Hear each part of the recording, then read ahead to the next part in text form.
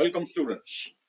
I hope you must be preparing hard for pre-board 1, pre-board 2, pre-board 3, as the case may be in different schools where you are studying. I've attempted to resolve some of the problems in stoichiometry and mole concept here in this short video of 11 to 12 slides. The stoichiometry and mole concept, they are integrated, and we have two laws, that is Gay-Lussac's law of combining volumes and the Avogadro's law, which deals with number of molecules of two or more gases that occupy same volume under same conditions. So the formulas to be used are N. N is a number of moles. It is equal to weight of the substance divided by its molecular weight. So Wt and that broad thick line divided by mw, that is molecular weight. Now if I combine all the formulas that we have studied in grade 10, or we study in grade 10 in Icse, the outcome of that will be this big formula here that I have shown. 1 mole equals 1 molecular weight or 1 atomic weight, as the case may be. If it is compound, molecular weight; if it is element, it is atomic weight, except those elements which exist as molecules. For them, 1 molecular weight will apply, which will have 6.023 into 10 to the power 23 molecules or atoms. So the weight of so many molecules is equal to 1 molecular weight, and the weight of so many Avogadro number of atoms will be equal to atomic weight. And if the substance is gas under consideration, its volume will be 22.4 dm cube or liter. Molar volume, that is volume of 1 mole of a gas at STP, is 22.4 liters or dm cube. The ratio of volumes applies to both gaseous reactants and products. In Gay-Lussac's law, if volume 1 is equal to volume 2, then N1 is equal to N2, that is Avogadro's law, under the same conditions of temperature and pressure. And one more thing, that is the molecular formula weight divided by empirical formula weight equals N. That is, N is a number.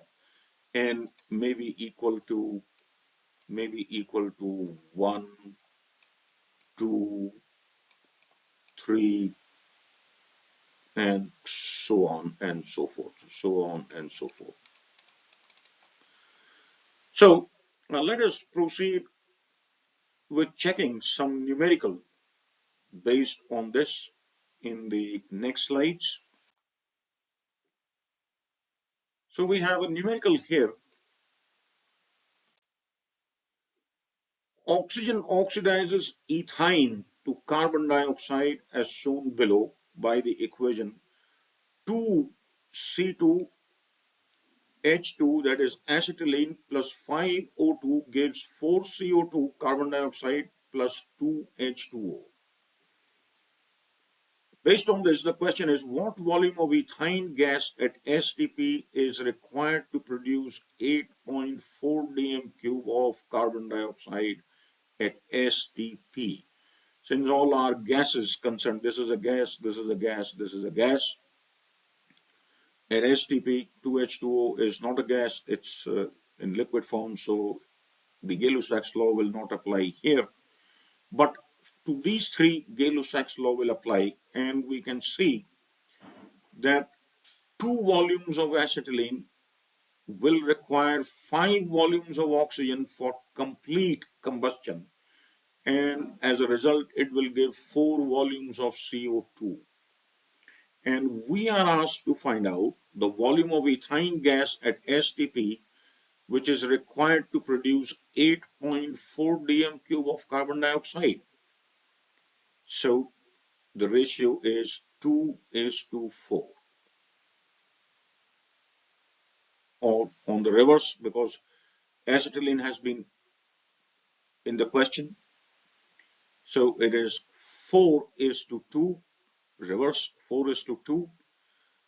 According to stoichiometry of the equation, 4 volumes of carbon dioxide equals 2 volumes of acetylene. This is the mathematical way of writing. It means 4 volumes of carbon dioxide will be produced if 2 volumes of acetylene are completely combusted by oxygen. Therefore, 4 dm cube of CO2 will require 2 dm cube of C2H2. 1 dm cube of CO2 will require 2 by 4, that is 0.5 dm cube of C2H2 acetylene, or 8.4 dm cube of CO2 will require half of 8.4, which is 4.2 dm cube of acetylene that will be produced in the reaction. So the ratio from the stoichiometry of the equation leads to the calculation of the product. I said reverse this. The reason is that we have been given the volume of carbon dioxide and we have been asked to find out the volume of acetylene. So we have reversed and used CO2 versus acetylene to get to the answer. I hope this is clear.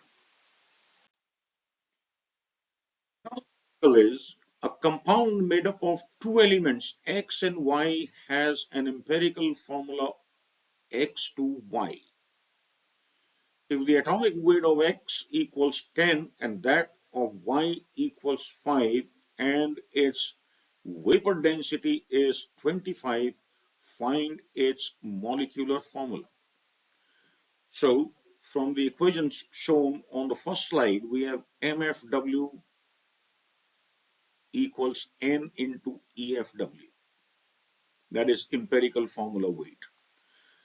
EFW is 2 into 10 into 5. That is 20 plus 5 is 25 because empirical formula is here. And X, so 2X, 2 into X, atomic weight of X is 20 plus 5 is 25. Now MW can be calculated by this equation. Molecular weight is equal to twice vapor density, which is 2 into 25, which is 50. Or MFW by EFW is equal to N, as we have seen in the last formula on the first slide. So 50 divided by 25 equals 2. Now multiplying empirical formula by 2, we get the real formula or the molecular formula. So 2 into 2 is 4, so X4 and Y2. 2 ones are 2, so Y2. So X4, Y2 is the formula of the substance whose empirical formula is X2Y in the question. Next, 10 grams of a mixture of sodium chloride and sodium sulfate is dissolved in water. In excess, an excess of barium chloride solution is added and 6.99 gram of barium sulfate is precipitated according to the equation. Na2SO4 plus BaCl2 gives BaSO4 and twice NaCl.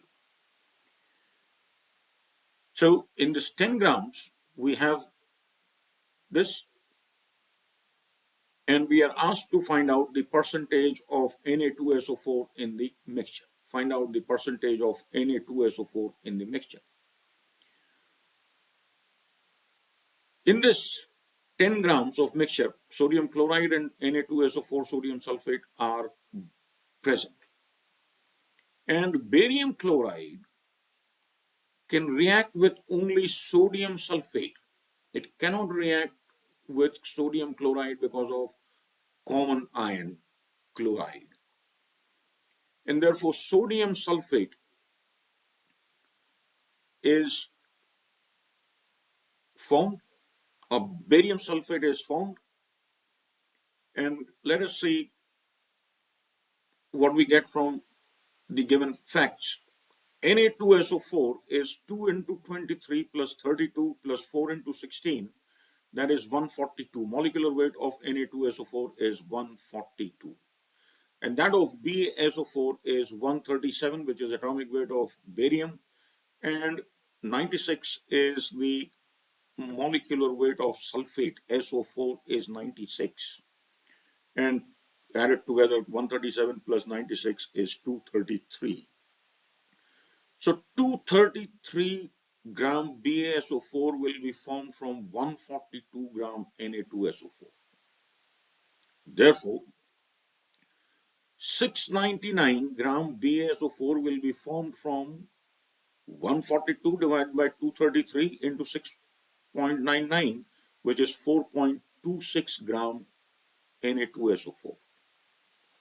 Therefore, the percentage of sodium sulfate in the mixture is 4.2, which is the amount of sodium sulfate, divided by total weight, that is 10 grams given here, into 100, and it comes up to 42.6. So 42.6% is Na2SO4, and if you can see, the rest will be sodium chloride by difference. 100 minus 42.6 will give you the answer of the percentage of sodium chloride in the mixture.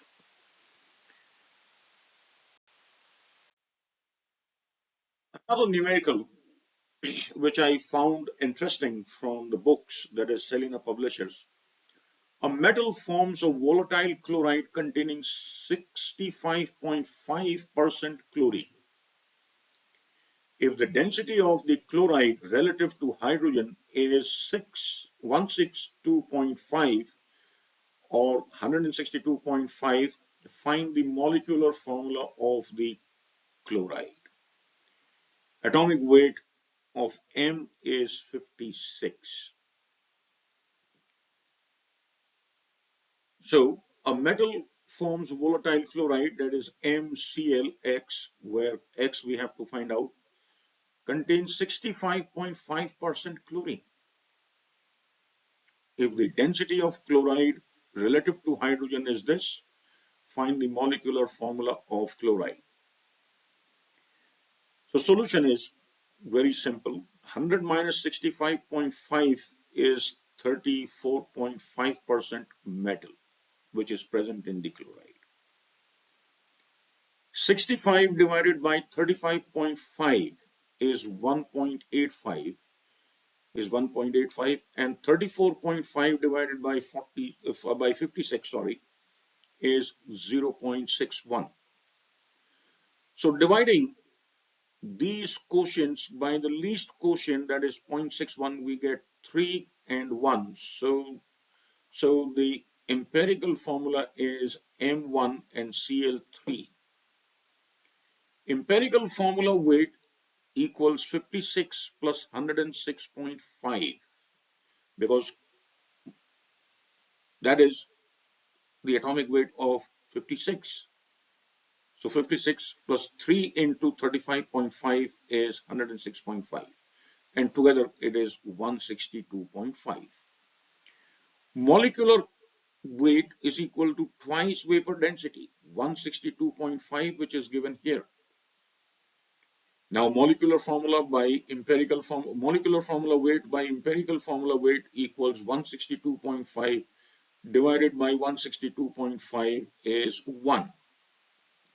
Therefore, the molecular formula equals empirical formula, which is MCl3, or FeCl3, because an atom with atomic weight 56 is iron. So it is iron 3 chloride. Next up, we have another type of numerical which is usually asked in the Icse exams, or something based on this, maybe with different figures will be asked.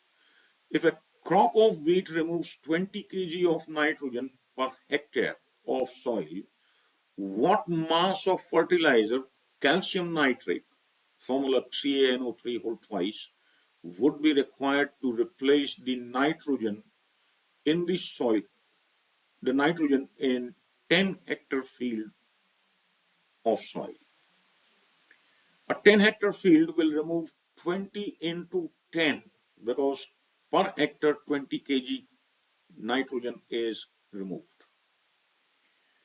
So 200 kg of nitrogen will be removed by 10 hectare. Molecular weight of calcium nitrate is 164. Adding up the atomic weights of different atoms in calcium nitrate, the molecular weight is 164. So 164 kg calcium nitrate will give 28 kg nitrogen. We have converted everything into kg. Instead of grams, we are using kg. So 20 kg, 28 kg nitrogen will be given by 164. X kg, X is the amount of weight that we will be requiring to give 200 kg of nitrogen, which will be removed by the field. So solving for X, we have 164 divided by 28 into 200. So it is 117.42 kg of calcium nitrate.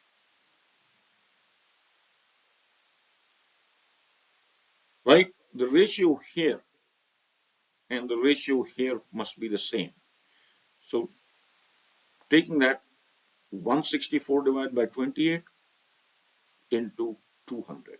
So we have 171.42 kg of calcium nitrate will be required for a 10 hectare field.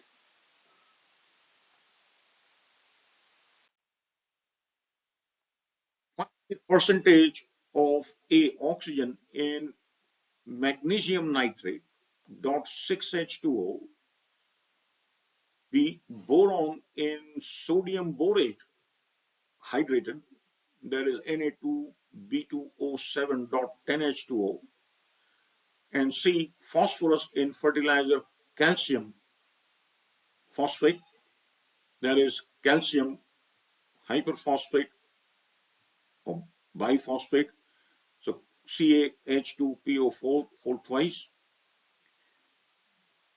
So let us find out the percentages of oxygen. In this compound, there are 12 oxygen atoms in hydrated magnesium nitrate. 2 threes are 6 and 6, so 12 oxygens. Percentage of oxygen is the weight of oxygen, so 6 into 12 is 72, and the molecular weight of magnesium nitrate dot 6H2O is 256. So 72 divided by 256 into 100 results in 28.125%. We can round this off to 28.13 because in Icse you are supposed to give answers up to 2 places of decimal. There are 17 oxygen atoms in hydrated sodium borate, 7 here and 10. So we have 17 oxygen atoms in hydrated sodium borate. The percentage of oxygen is the weight of oxygen. So 17 into 6 is 102 divided by the molecular weight of hydrated sodium borate, which is 360 into 100, and that is 28.33%. And we can see that there are 2 into 4, 8 oxygen atoms in calcium superphosphate. 8 oxygen atoms, 8 into 16 is 128,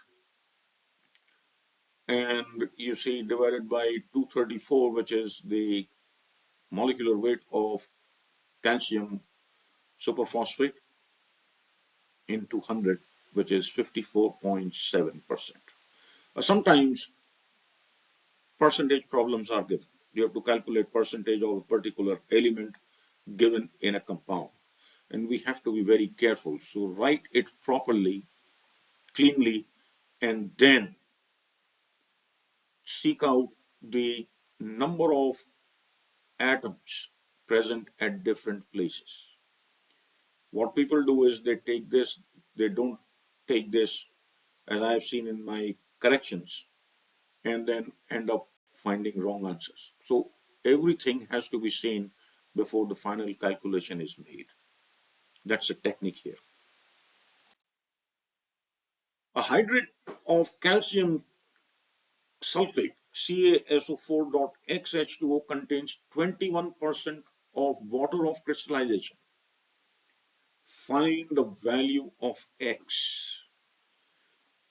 Solution is 21%. So 21 divided by 18 is 1.6, which is close to 2. And therefore the formula of calcium sulfate is CaSO4.2H2O, which is very simple. It may be a single mark question. It may be a single mark question.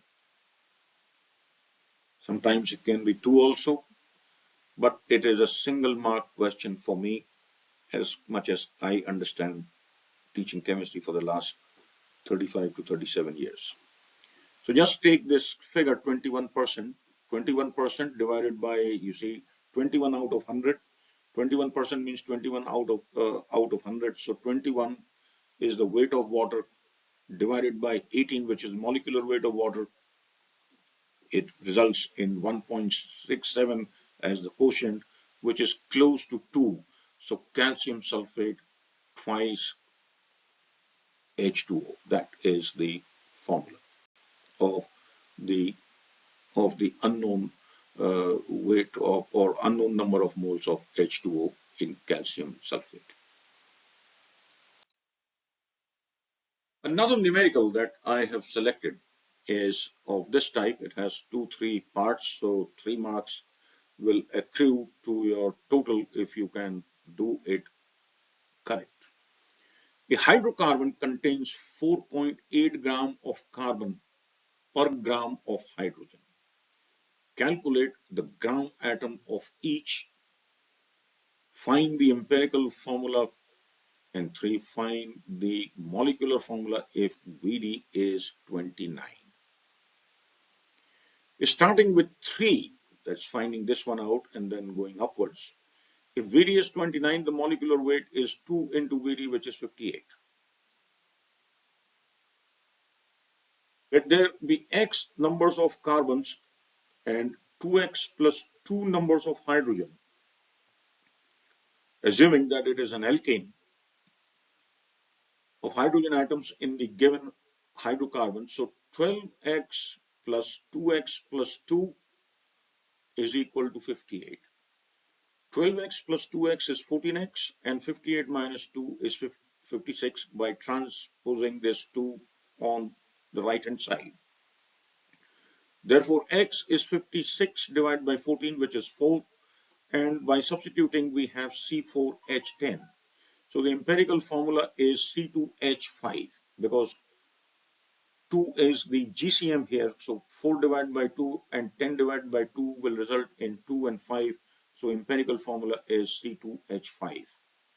And this is true. The reason is that the Vd is 29. So empirical formula weight is given here, and 24 plus 5 is 29. The molecule of hydrocarbon contains 4 grams of carbon and you see 4 gram atoms of carbon and 10 gram atoms of hydrogen.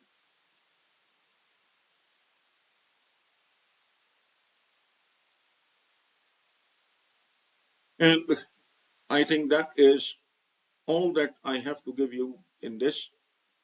If there is any difficulty in understanding, you can please inform me through my channel. Do subscribe and continue to write the comments. It will help me make better videos to help you out. Now this is based on Gay-Lussac's law. Consider the reaction 2H2G plus O2G and 2H2OG. All are gaseous, so Gay-Lussac's law will apply here. The question based on this reaction is what steam volume is formed from 20 centimeter cube of hydrogen and 20 centimeter cube of oxygen mixed. The 1 mark here. What gas or gases is in excess and by what amount? The solution, since the reactants and products are gaseous, Gay-Lussac's law applies. So calculations have to be made using Gay-Lussac's law, which means that the ratios of different volumes will be used. According to the balanced chemical equation, 2 volumes of hydrogen requires 1 volume of oxygen to give 2 volumes of water vapor. Therefore, the ratio can be written as 2:1:2, and this ratio will help us calculate the answer. Therefore, 20 volumes of hydrogen require gives 20 volumes of water vapor or steam. Therefore, 20 volumes of hydrogen will require 10 volumes of oxygen, 2:1. And since we have 20 centimeter cube of oxygen, this means 20 minus 10, we are left with 10 centimeter cube of oxygen unused or in excess, as the problem asks. Only 10 centimeter cube of oxygen will be used, 10 centimeter cube will remain, and 20 centimeter cube of water vapor will be formed. That is a very easy problem. But sometimes you see molecular weights are calculated because atomic weights are given along with the problem, and people end up doing the wrong things. This question, we have to read the question and ascertain which of the 2 laws will be applied, Avogadro law or Gay-Lussac's law. And then that will lead you to the correct answer. It's very simple.